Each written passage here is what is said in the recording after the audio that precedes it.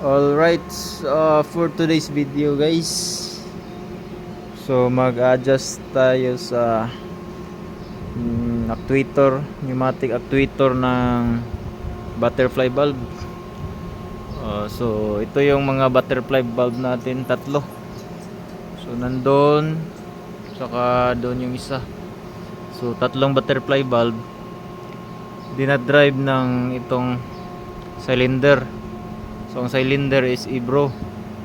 So yan yung cylinder natin. So ito yung solenoid valve para mag open and close sa hangin. Supply natin hangin para sa cylinder.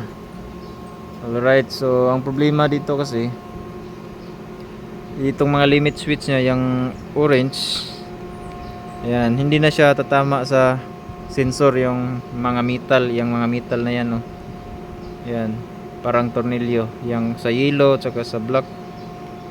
So hindi tatama sa sensor, kaya adjust natin para ma-sense niya open and close position sa ating butterfly valve.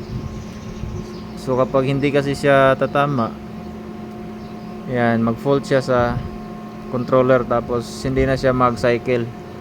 So okay, bali magsa-cycle itong tatlo na butterfly valve para sa aeration. Okay, ibukas niya yung butterfly valve pag energize nitong ating pneumatic actuator. Makapasok na yung mga hangin dito. Ayan, makapasok na yung hangin papunta dyan, aeration.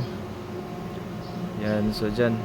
So ito yung i-calibrate natin, kanyang mga sense, para ma-sense niya yung mga position. So yan, ganyan lang.